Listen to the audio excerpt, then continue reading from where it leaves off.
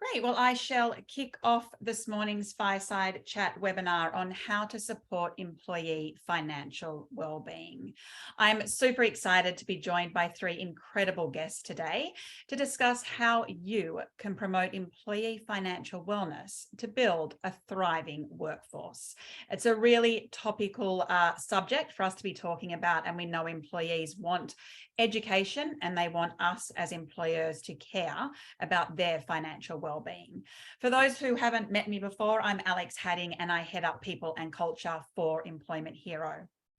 Before I introduce our incredible guests, just a couple of housekeeping rules. There's a Q&A box just at the bottom of your Zoom. If you put your Q&A in there, we will get to them at the end of the session. I encourage all questions and answers. I'd also like to note that today's session is being recorded and it will be made available on demand post the event, probably through an email received tomorrow. I'd also do need to point out a disclaimer that should be on your screen momentarily. And that really is just to let you know that today is our personal opinions and our professional opinions that we are giving to you. It is in no way, shape or form financial advice. We encourage you to seek your own financial advice through financial advisors that are in that profession and giving it to you personally. So again, today is our opinions, both professional and personal. Now, I'm absolutely thrilled to introduce Justin Joffe. Justin is one of the co-founders of Flux, which is a financial wellbeing platform that has helped over 300,000 Australians build financial confidence. Flux combines educational content, gamification, and data to drive financial wellbeing at leading retailers, healthcare providers, and tech companies in Australia. Justin is also the co-host of What the Flux podcast. Welcome, Justin. It's great to have you here. Thanks, Alex. Great to be here. Also thrilled to introduce Jane Monica Jones. Jane is Australia's leading financial therapist and pioneer in the psychological and behavioural issues within the money area. Jane is the co-founder of the Financial Wellbeing Company, which provides psychology and behavioural science-based financial wellbeing programs for employees. Jane is also the author of the financial therapy book, The Billionaire Buddha, and the host of the Financial Therapy podcast. Welcome, Jane. It's great to have you here. Thanks, Alex. Lovely to be here too. Thanks. Also thrilled to introduce Ben Marshan. Ben is responsible for driving the government relations strategy, innovation, and technology for the Financial Planning Association of Australia and all of its members. Ben has been with the FPA for 7 years and has led the formulation of the FPA policy on over 500 submissions to government, Treasury, ISAC, and the Tax Practitioner Board. Welcome, Ben. Great to have you here today. Thanks, Alex. Nice to be here. Can't wait to hear what you all have to say, but let's kick off by defining what financial wellbeing means in 2023. It refers to a state of financial health or stability, which is characterized by the ability to manage expenses, to make sure you have sufficient savings, and to achieve your financial goals.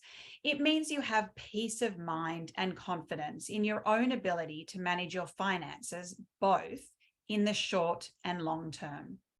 So why is it so hard to achieve? For those that don't know, wage growth in Australia remains stagnant, yet we all know the cost of living is rising. This is placing more stress on individuals to cover basic necessities, which could lead to an impact on their mental health. Based on a study by SHRM, would you believe 83% of HR and people managers reported that an employee's financial worries absolutely impact their performance at work? Furthermore, another study by PwC found that almost half of employees who are stressed, that they are actually stressed about their current financial situation, and they are less productive at work as a result. Research also shows that a whopping 21% of Australians don't have access to $500 cash in the case of an emergency. That means that potentially 1/4 of your employees don't have access to $500 in case they need it in an emergency. Justin, I'd love to start with you. Why is financial well-being so important, and why does it matter to small to medium businesses? Thanks, Alex. Well, I think, as you mentioned, financial well-being is someone's ability to meet expenses, have money left over, and this is the ultimate goal for every individual. I mean, we want that for ourselves, we want that for our family, and as employers, we want that for our employees as well. But almost 50% of Australians feel like their finances are out of control. And as you mentioned, the cost of living just continues to rise faster than wage growth. So financial stress is increasing. So effectively, Australians are earning less today than they were 12 months ago. And overall, we're not equipped, or most people are not equipped to deal with the changing nature of the macro environment that we're facing at the moment. So sadly, people aren't incentivized to learn about personal finances until they start to see the consequences of actually not knowing it. And so, when your whole life is consumed by financial stress, it can manifest in a number of ways. Relationships with friends, relationships with family, and of course, in your workplace as well. So I think financial well-being on a pure emotional level, a low financial well-being is quite heartbreaking. But from a business perspective as well, a financially stressed employee might also be impacting on a business. You mentioned a few stats before, but financially stressed employees have reduced productivity. There was a really interesting AMP report that said 12 hours a week are lost to financial stress. It leads to higher turnover, people that are in search of higher salaries, or alternatively, people that are demanding higher salaries within the workplace to cope with the increased cost of living. So there are a number of reasons why financial well-being is really important for employees, but also just as individuals. And I think one thing that we found from our large community, we did a recent interview or survey of the Flux family, and we saw that 48% of employees in workplaces said they'd be looking to explore a new role in the next 12 months, which we found pretty interesting. But when we cut the data a little bit closer and with a bit more nuance, we found that those with a higher financial well-being score were actually less likely to explore these new roles purely based on money. So we can see that employees that have higher financial well-being are actually more likely to be satisfied in their current role and less likely to have a cost on the bottom line of a business as well. Thank you so much. And Jane, we've spoken about financial literacy and well-being. What about financial capability? Can you speak about the difference between the two? Yeah, look, I think we often think that being good at money is just to have the knowledge, and that is, knowing about savings, knowing about investment products, understanding how to budget. But actually knowing stuff and doing it can be completely worlds apart. We need to be able to feel financially capable. And so when we talk about financial capability, we're talking about soft skills. A lot of people on the call today, in the HR area, we know and understand what soft skills are. They are confidence, they're empowerment, they are, can I manage risk? Can I manage stress? All of these things make us feel capable to do our financial lives.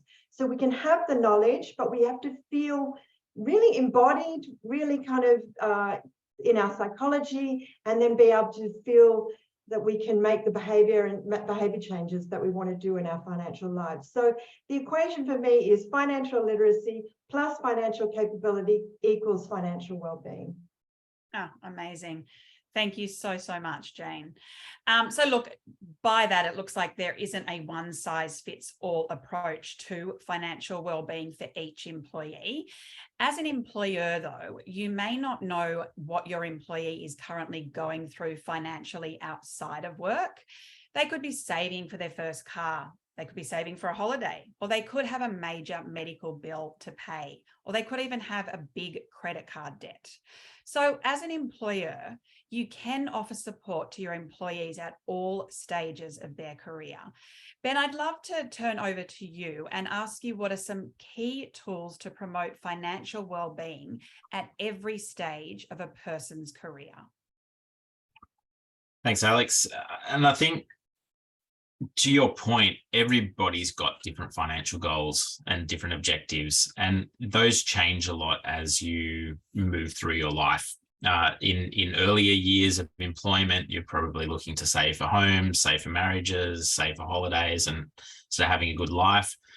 As you mentioned, once you get into your sort of middle career, you might want to be paying down your mortgage. You might have health issues that you need to be dealing with. You might be starting to think about your retirement.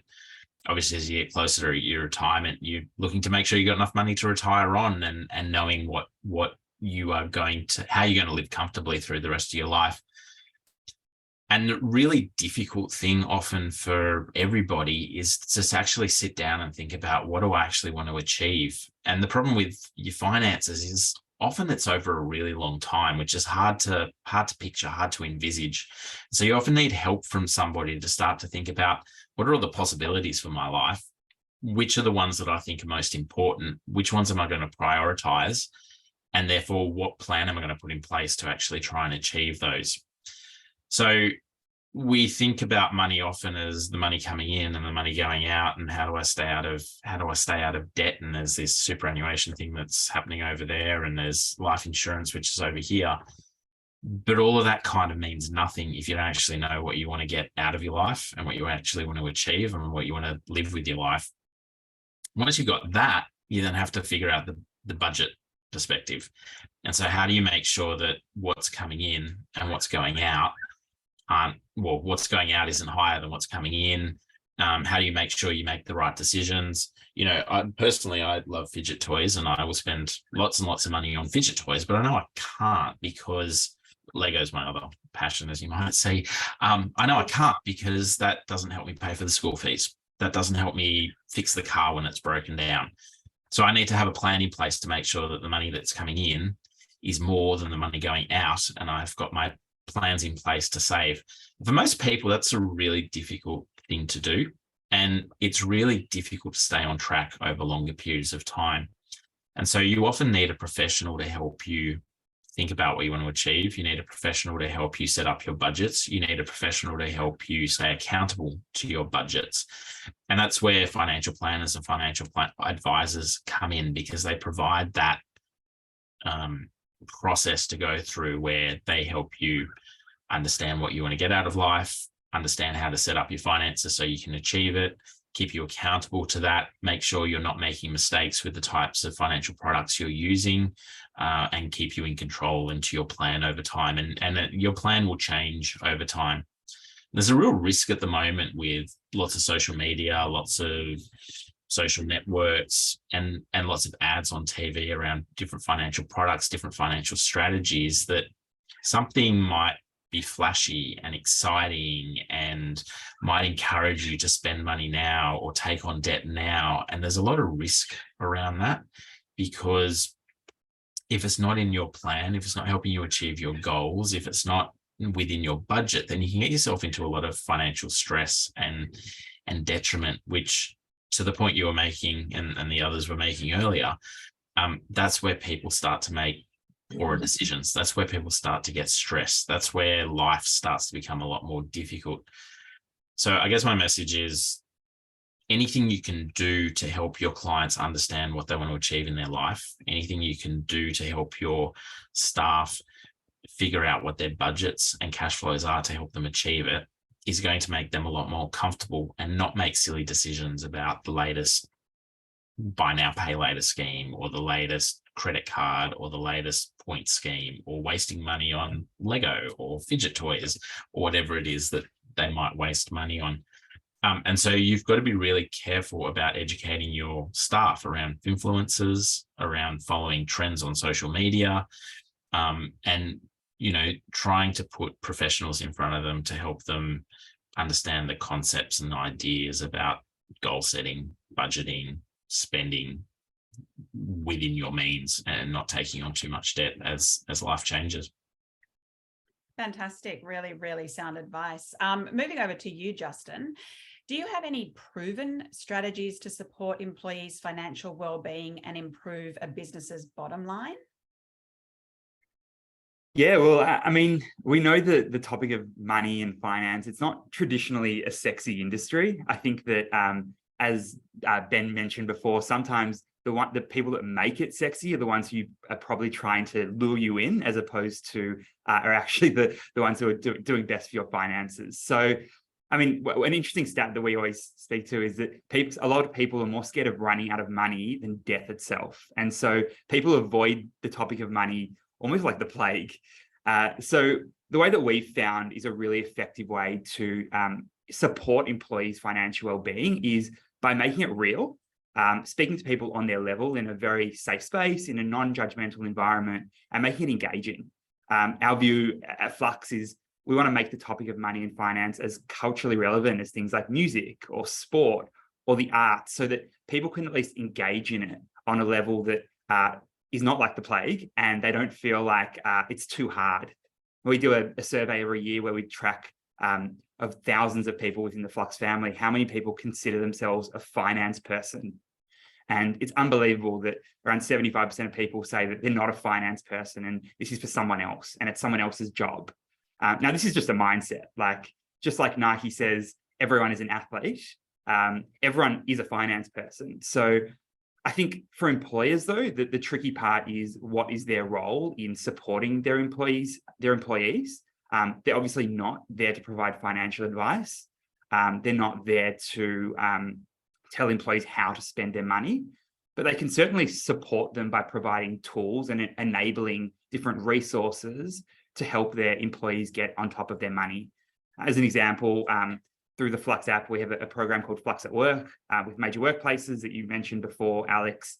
And we've seen that after 3 months, the data shows that 89% of employees have improved their financial well-being. So we have gamification in the app that helps Australians save over $45 million so far. We've also got money courses that help thousands of Aussies get out of debt or renegotiate with their current financial providers. And these are things that aren't taught at school, sadly. I mean, we're taught things like Pythagoras' theorem, but we're not taught how to renegotiate with one of your financial providers to reduce your mortgage or to pay down a debt or renegotiate. So what that means for employers or employees actually, is that they can do more on their existing salary rather than constantly requiring a salary increase, which often leads to lifestyle creep and doesn't actually lead to improvement in well-being. But for an organization, it means that you can actually extend an employee's pay without actually increasing that pay. And that's a really, really powerful way for businesses to improve their bottom line, is because they're allowing their employees to be more effective with the same amount of time on the same salary. Yeah, well, and first of all, congratulations. They are amazing statistics with your Flux family that you've managed to achieve in terms of their savings and their confidence. And you really touched on what Jane touched on before, and that is that lack of confidence can really lead to you not making the right decisions because you think you're not financially literate. And also touching on making wages go further was a really, really big one. And helping your employees with helping their wages go further is a really big way that as an employer you can help out. Jane, I'd love to move over to you to talk about financial challenges. How do we talk to employees about it? Justin made the point that we really need to make it not taboo. We need to create that psychological safety to allow people to have those conversations. But how do we do that? Yeah, it's exactly that. It's around psychological safety. Traditionally, we could say that, the reason why money is a taboo is because it has to do with a lot of shame. If we don't have enough, if we don't feel competent, if we feel that we're struggling. So understanding that it's a really tender subject for a lot of people is really vital. And that saying something like, we should just budget, using cookie cutter strategies is not supportive for people. It actually just then shuts us down, makes us feel less capable. So what we do at the Financial Wellbeing Company is that we are bringing in psychological safety for employees, and that they can get a sense of how to actually, have those more challenging conversations and feel the community. It is the thing that we come to work as a whole person. We can't just leave our life at home. We come as whole people. And if we can create very safe organizations for our employees, we can then create cultures. And it happens, from work to then coming at home, that it becomes safer as well.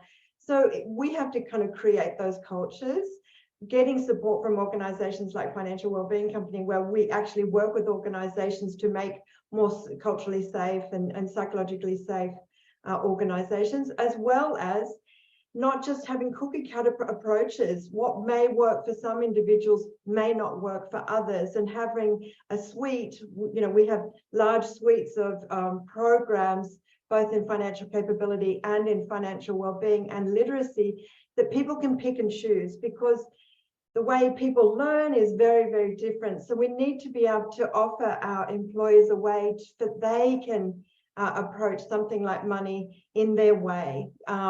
Often we think, okay, you just need to budget, but that actually can be very restrictive. I don't know how to budget, or the way I budget is very different from the way someone else may budget. So we need to give a real suite of offerings to, as Justin had mentioned, that different ways that people can approach financial literacy. Another really great sort of simple way is modeling. When we are modeling to say, I'm finding it difficult, this cost of living expense. This creates, it's really soft, simple nuances that we can create in our work environments that can be through modeling. That we're all feeling it, making it part of the language, making it part of seeing that this is true. We know that financial stress, the numbers coming out of the research, is that it is, if not the number one, because money is not money. Money is our issues of survival. Am I going to survive if I lose my job? And this is, am I going to put a roof over my head, food in my belly, and clothes on myself? So it is very, very loaded. And the safer that we can make our conversations about money, it just supports, not only our workplace, but certainly in our communities as well. That's fantastic, Jane. And you touched on something there around psychological safety, which I think is really important. And that was your example of modeling, which can also be termed as being vulnerable. I think employees often look up to leaders and just assume that we've all got lots of money and we're not struggling with school fees, or we're not cancelling holidays because we have no idea what the macroeconomic circumstances are going to be. We can see that there's a recession in the US and the UK. We don't know what's happening in Australia, and our wage increases aren't keeping up. So if you can be vulnerable as a leader and say you have cut back on an overseas holiday and you're actually just going camping or staying in Australia, being that vulnerability helps to make people think, oh wow, this is touching everyone and everyone's feeling it. And I think that's really important. Thanks, Jane. Can I just add something a little bit more? We often think that the people that are whether we're rich or poor, or we have a lot of money or a little bit of money, the way it affects our mental health and emotional well-being is exactly the same. So it is very universal, money. We often think that people that have a lot of money don't have money issues, and people that don't have much money don't know how to manage money. Well, actually, we need to kind of break down those narratives that keep people separated and making it feel unsafe for us to open up and be vulnerable. So we need to create that safety, and just to kind of pop those concepts that we might have that keep people isolated and feel challenged when they really need support. Yeah, absolutely. Such fantastic points. Thank you. Moving on to have a little bit of a chat about buy now, pay later, which is still unfortunately an unregulated market in Australia. So it means your employees, especially perhaps vulnerable or younger employees might be getting themselves into debt for spending money they don't actually have. If unpaid, buy now, pay later loans can have an effective per annum interest rate of, would you believe, 276%. 276% interest these people are paying on buy now, pay later. So we need to really encourage employees who are young and perhaps not so wise to spend their hard-earned cash wisely. Statistically, 29% of us struggling or in serious financial difficulty are using buy now, pay later at least once a month. According to Equifax, buy now, pay later applications increased by 42.2% in the second quarter of 2022 compared to the previous year. And 33% of Australians have made a late buy now, pay later credit payment. So they're being impacted by that massive interest rate. Justin, let's move to you. Are you able to share some insight into the buy now, pay later in Australia amongst that younger generation? Sure. Well, I guess just to put everything into perspective, the RBA late last year, they said there were 7 million Australians that have an active buy now, pay later account. So just across the board, you think that's almost a quarter of, or more than a quarter of all Australians altogether. And it's no surprise, Australia pioneered the buy now, pay later industry. So it's definitely much more mature here than many other places. But more than 50% of the customers of buy now, pay later are between the ages of 18 to 29. So it really is, I guess, focused on a demographic that is underdeveloped often with regards to their financial capability, their financial well-being, and also just in terms of getting lured in by a lot of these shiny toys. So, a lot of the buy now, pay later is around retail. And I'm sure there'd be a lot of people on the call that have used buy now, pay later. And I think, ironically, the concept of buy now, pay later itself isn't terrible. It can be a really effective way of managing cash flow and budgeting. The problem is that the people who are most drawn to the service are the people that are not financially capable or are financially stressed already. And so it's actually exacerbating their existing financial stress.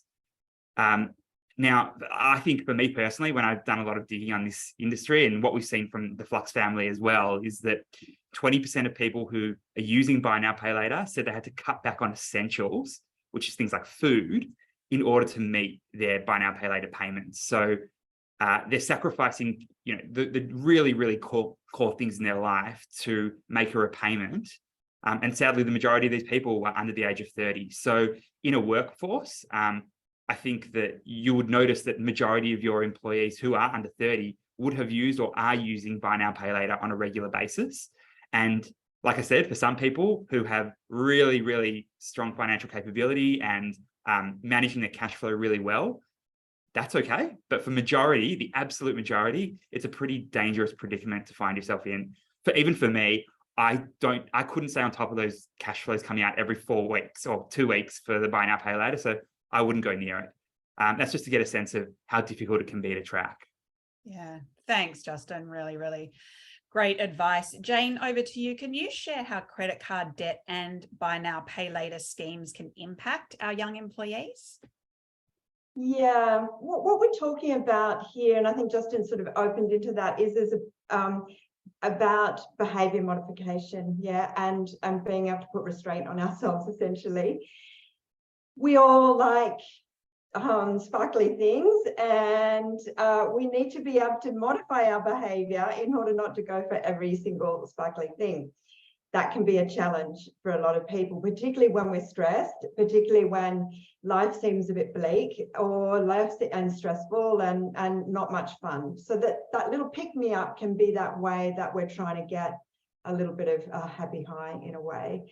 What we actually do in a couple of programs in the Financial Wellbeing Company is we look at money neuroscience. So looking at the brain chemicals of what's actually happening for us in our purchasing, in our credit, in our need to kind of chase things down, to buy that happy high in a way.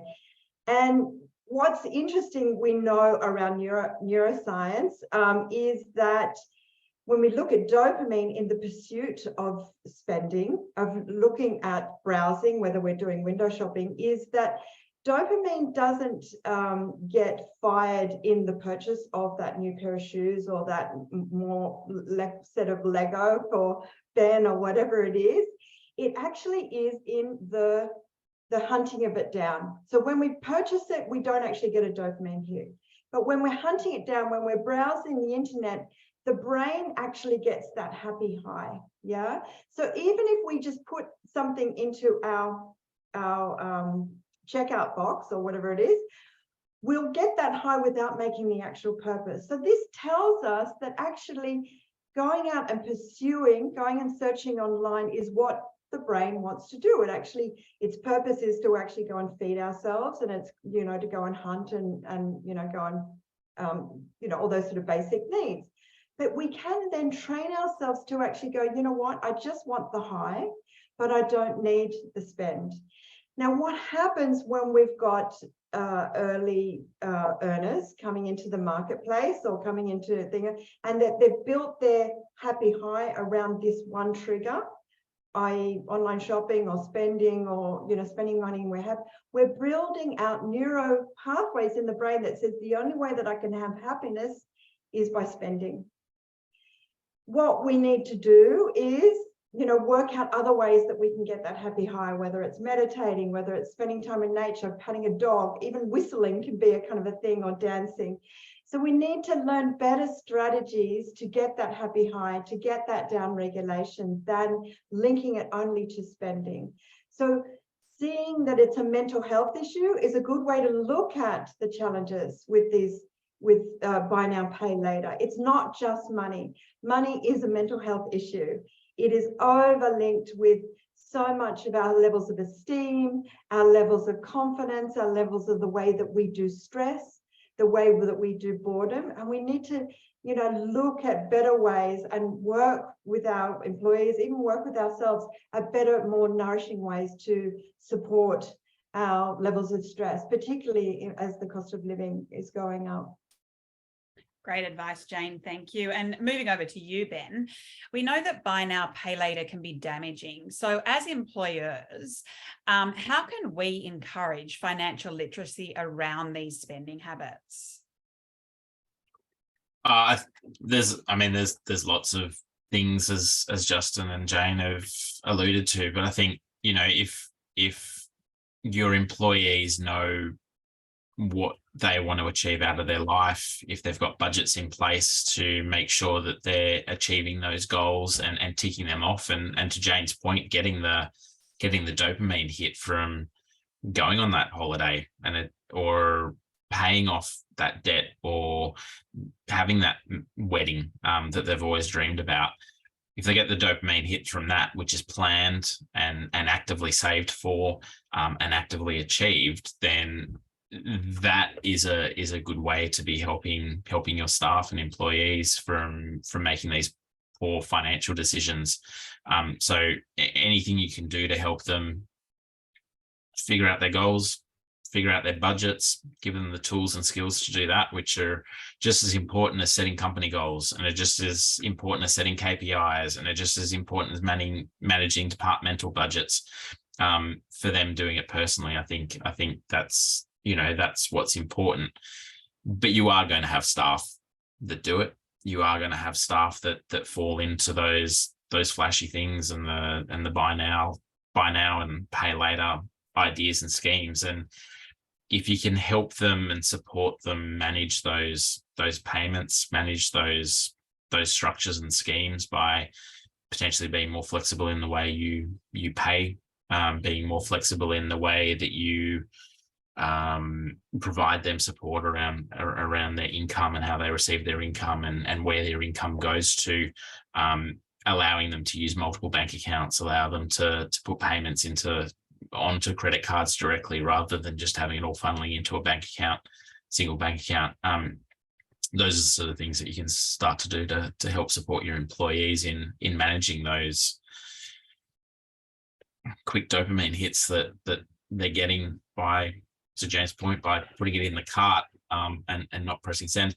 And maybe educate them about the way online retailers keep hounding you to buy it, and press pay and take it on straight away, because they do all of that as well. And there's behaviors that aren't particularly good there. So I think there's things to talk about, but help them figure out their goals, help them figure out what they want to get out of life, help them learn how to budget and manage their budgets, and help them with those skills as much as you're helping them learn the new technique that they need to do their job, or the new skill, or sending to education around other things. If you can help them with that, then to the point of Justin and Jane have already made, that's going to make them happier employees.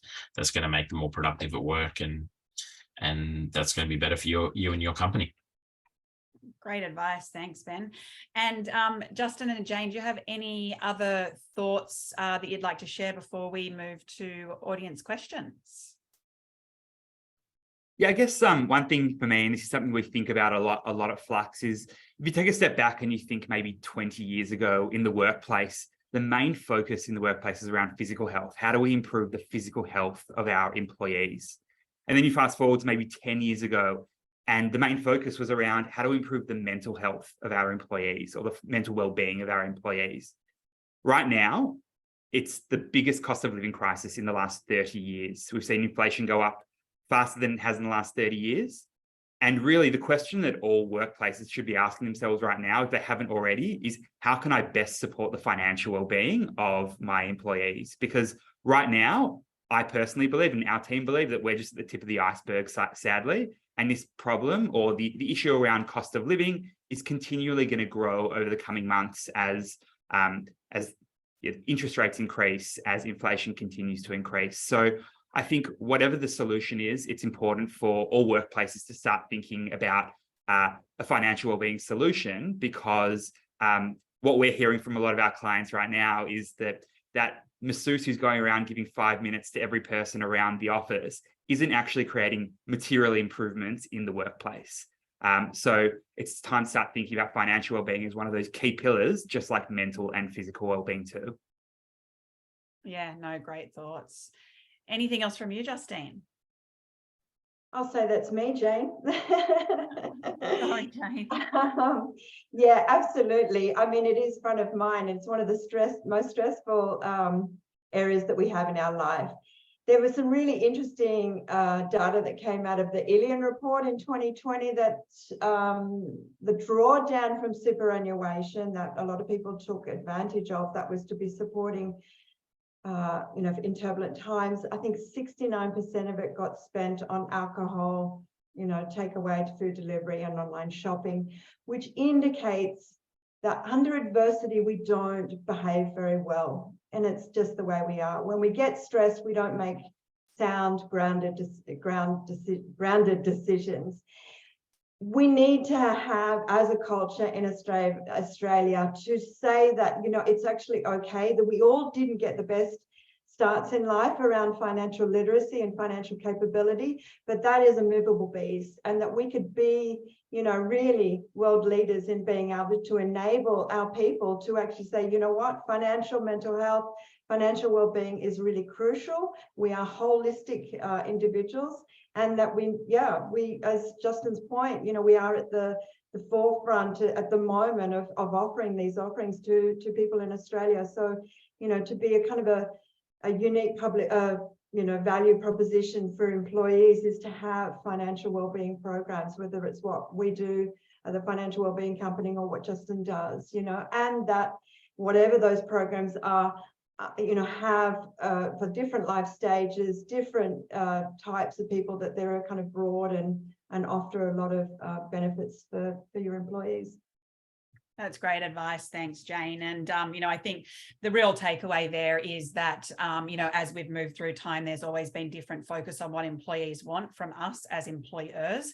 And now really the biggest stress for our employees is financial wellbeing. How do we help them as employers? And here at Employment Hero, we certainly wanted to figure out how we could do that. So we introduced a tool that we call InstaPay, which allows employees access to pay that they've already already earned without them having to wait a full month to get it paid.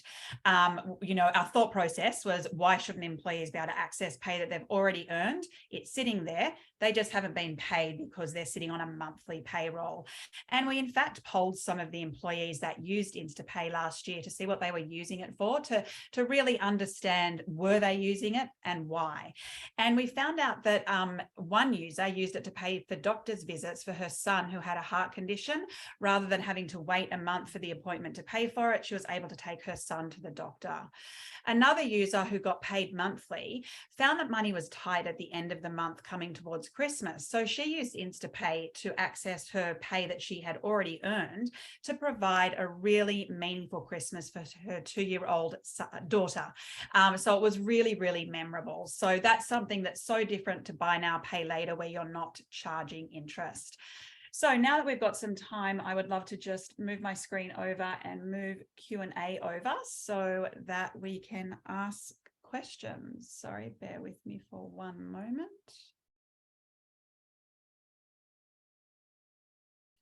Okay, are we shy? No, we do have some questions. Fantastic. Hi there. Can you repeat the % of employees looking to change the job in the next 12 months? I think that was from Flux, correct, Justin? Yeah, that's right. In our survey, we found that 48% of the Flux family, it was around 2,500 people responded to the survey, were looking to explore a new role in the next 12 months. But as I said, cutting that a little bit further, found that those that had a higher financial wellbeing score actually were a lower likelihood to look for new roles.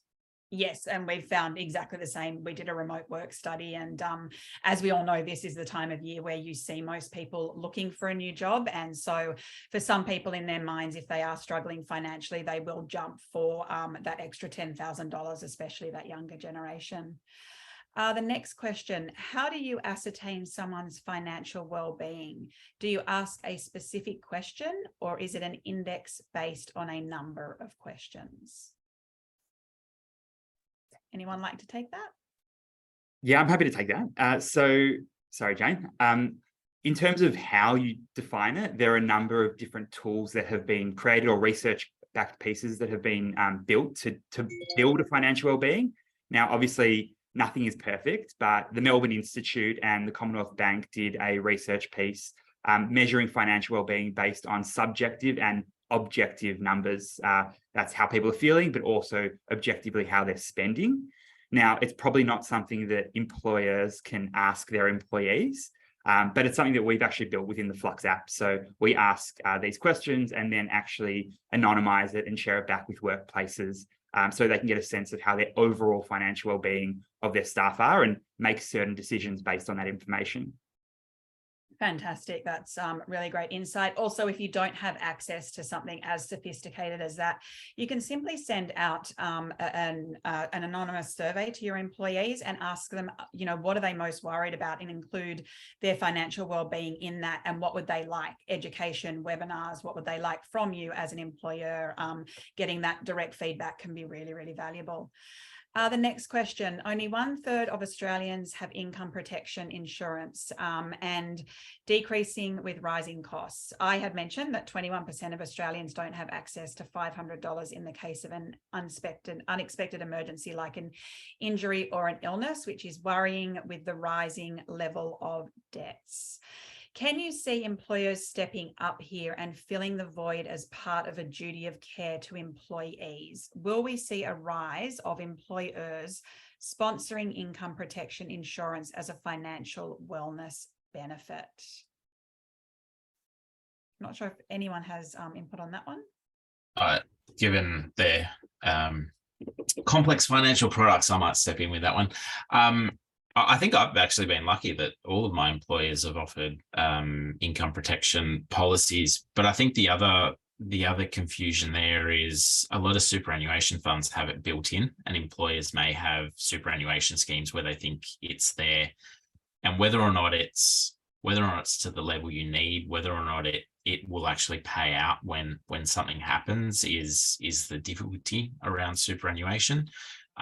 And it can also have detrimental effects to your retirement balances. So it's something that employers should probably be thinking about. I think it's a nice, it gives them a safe feeling that if something happens to their employees, that you're looking after them for the long term. For employees, it gives you a nice sense of safety, that if something happens to me and I can't go to work for a while, there's an insurance policy there that's going to look after me and make sure that I can still pay my rent, still pay my mortgage, still put food on the table, pay medical expenses. And if you buy it in large enough amounts and quantities, depending on the size of your workforce, it's often not a particularly expensive employee benefit for employers, because that you're building it over your entire staff. So as I said, I've been lucky that I think I've always had it with all my employers, and it's probably something that, again, it's a complicated financial product. Employers probably aren't thinking about it, but when you do think about it, it makes a lot of sense. So again, something that you can talk to financial planners, financial advisors about as an employer, to think about what the needs of your whole employee set are. Fantastic. Thanks, Ben. The next question is, what can we do as an organisation to help our team improve their financial wellbeing? Plus that one. Look, I think we've spoken about some of those elements today, and that is first to create a culture that it's actually okay for it to be in the workplace. And that's a cultural, a workplace cultural decision, that to say, yeah, this is what we're going to be one of our pillars. I think someone said that, yeah, that financial well-being for our employees is part of who we are as an organisation. Two, look at what's out there, whether it's something like Flux, whether it's what we do at Financial Wellbeing Company, whether it's we do on-demand and on-site training, whether we're looking at, the elements that Flux does around gamification and doing an app. You need to create a suite of what those offerings could be, just because, that we've got to think about, who your demographic is something.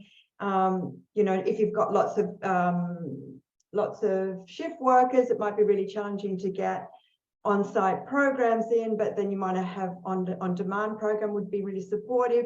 But then if you've got an older workforce, are they going to be more key towards not going for, say, a digital product? So you really need to look at what's out there in the market and look at your organisation and its demographic, about what sort of things, what sort of segments would support your workforce.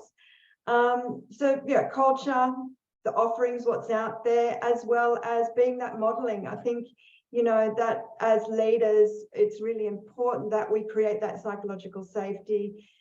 We model it to say, I think, Alex, you had that lovely example. Yeah, we've decided we're not, in my own family, we're not going traveling this year. We've decided that we're really hunkering down because of the cost of living. Those little droplet pieces in a conversation can be really groundbreaking for employees. It just makes, wow, hey, they're like me, and it creates that lovely equality, which is really, really important.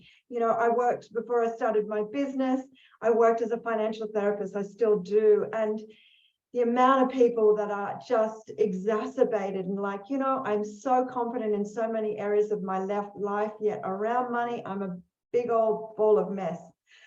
So, it's just to create that safety, to make those sort of really safe places and considered places that we can go, this is okay, I can get support. So this is those, that would be my 3-tier, things that we can do for employees. Amazing. Thanks, Jane.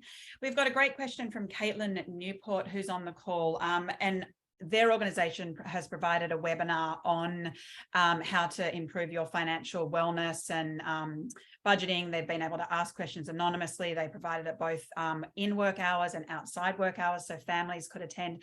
They didn't get a lot of uptake. So they're just wondering if any of you have advice on how, if they're giving an offering like that, how can they get a better uptake from their employees on attending them to make sure that they are improving their financial wellness? I can answer that one again, if that's okay. Yeah, we often see that working in our business, is that, yeah, there's some segments of the of employees, they just don't. Repetition is a really good thing, just to make it part of standard. Yeah, we did it once, don't not do it again. Do it again. So because particularly that if it had happened, 2 years ago, that everything has changed again now. So repetition is good, that if you can find something, cost-effective programs that mean that you can maybe have them run over a couple of times a year. What we do at Financial Wellbeing is actually run offsites as well. So actually run courses where those that actually really want to can, so that they're with other people that are really keen for it. So again, it's about, finding programs that have a bit of a mix, because you sometimes don't want to have your colleagues know that your financial experience, so that that's why we opened this whole program where actually we did offsite, so that people can, if they wanted, they could opt in and they would be with other employees. So options, but I think having that repetition, having it part of the agenda, having it on the intranet, we have systems where we can work with your SharePoint, that you can actually access content at home, through your login. So it's just about offering things in multiple different ways, I think is vital. Amazing, Jane. Thank you. I think you'll probably be the best one to answer this question from Panina as well. What's the best way to raise financial education with an employee that you really do know is struggling? Yeah, so that's again, a good way is just to really take that time to be with someone, to say, I understand you seem a little bit distracted. You seem like, is there anything that you want to talk about?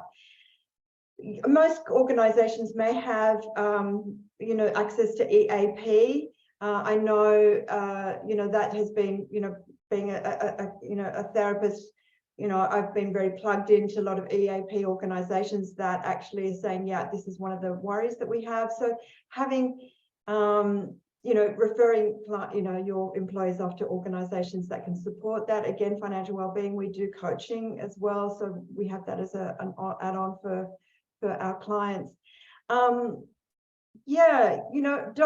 go beyond your scope. Your capacity is probably a good thing. Know your limitations, but offering, I know that we're giving away some where to get help. I think a take-home pack that we're giving to the attendees here today about where you can get help. That could be financial counsellor, that could be financial planner, there could be the National Debt Helpline. So we've sort of compiled a bit of a pack for take home for people to support that. But just knowing as an HR person, what's your kind of duty of care to what's best to actually refer out to, and having plenty of resources is probably going to be best part of your arsenal for supporting people.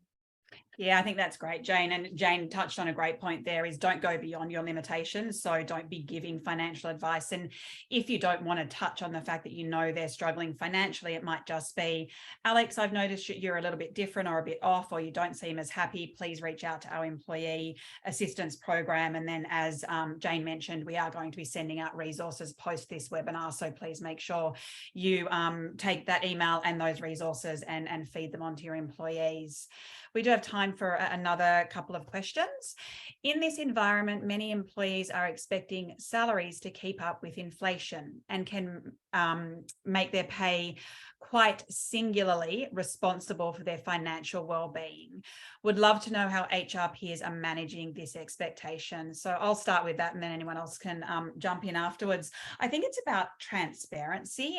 You really need to be very clear with employees that there is no such thing these days as a CPI or an inflation, to meet up with inflation increase just for the sake of it. We do pay for performance, and we pay at market value or benchmark, just so that people do not associate that they're going to get a pay increase simply because inflation is occurring and our macroeconomic conditions are very uncertain at the moment. So you just need to be very transparent about that with people. If they do come to you to say, I'm struggling, let them know that they're not going to get a pay increase for that reason, and that there are resources out there which you will be sent, and also an employee assistance program. Not sure if anyone else has advice on that one. No. Great. The next one was, involvement of employer in the personal life of the employee is still very difficult to navigate through from many aspects. Where are the borders for such engagements, and how do we do it fairly openly and not too personally from a legal perspective? So if we, as an employer, contact advisors like Flux to help, what sort of costing does it involve? I guess that one's over to you, Justin. Sure. So I guess, from a legal and personal perspective, I think one of the most important things, and Jane referenced this before, is being able to model to people what you're experiencing in your own life, or what the organization is experiencing as well, because it will encourage people to come forward and speak about their experiences as well, without having to pry too deep, because that's actually not your responsibility as an HR manager or head of HR. In terms of just connecting this to one of the previous questions as well, with engagement within different programs, I think one of the challenges for a lot of programs is, if they are a one-off challenge or program, people come only at times in which it's relevant to them. And so if they're not experiencing some financial stress or financial pain today, they might not come to the workshop today. But in a week's time, that's not to say that it doesn't exist or it won't rear its head. So that's why it's important, or in our view, it's important to have an ongoing program over a period of time, because then people can tap in and out on demand as it's relevant to them. And secondly, the topic of money is traditionally boring, so you need to make it fun. And we throw in prizes and gamification and a whole range of things to actually draw people in, so that they can actually try it for the first time. And then generally we find they create a habit out of it. So Flux is a monthly subscription based on the number of employees that are within your organization and engage with the product. But if there'll be a list of resources that people can find more information on the Flux product, because it does vary depending on the size of your organization. Or you can just reach out to me personally at justin@flux.finance. Amazing. Well, I think we've kind of come to time now. There are a few questions unanswered, so we might try and get some of those out in our email over the next probably couple of days.